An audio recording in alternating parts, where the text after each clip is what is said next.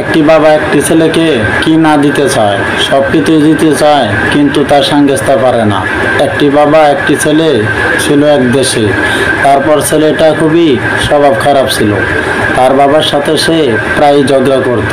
ঝগড়া করতে করতে একদিন বাবার মাথায় বাড়ি মারলো।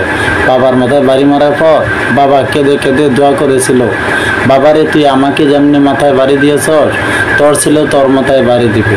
এমনি এমনি বহুদিন কেটে গেল, বহু বছর হয়ে গেল। তারপর সেই বাবা বৃদ্ধ হয়ে গেল। সেই বাবা বৃদ্ধ হওয়ার পর তার নাতি ঘরে আসলো। তার নাতি যখন বড় হয় তখন সেই তার সাথে যে ব্যবহারটা তার ছেলে করেছিল, তার নাতিও তার ছেলের সাথে সেই ব্যবহারটা করেছিল। তারপর আস্তে আস্তে কথার কাটাকাটি লেগে তার বাবা তাকে মাথায় বাড়ি মারে। সেই ছেলেটি এসে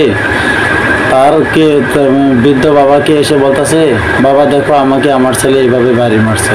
তখন বাবা বলতেছে, আহারে বাবা, তোর এমন জায়গায় বাড়ি দিছে, আমার মাথায় যেই জায়গায় বাবা তুমি বাড়ি দিয়েছিলে ঠিক তোমার সেই জায়গায় তোমার ছেলে বাড়ি দিয়েছে। আহারে, এটা কি আল্লাহর লীলা খেলা, একমাত্র আল্লাহই জানে। দেখেন কি হয়েছিল আর কি হয়ে গেছে। প্রতিশোধ একদিন মা বাবার বর্দা লেগে কিন্তু যায়। তাই বলবো সবাইকে মা বাবার সাথে ভালো ব্যবহার করবেন।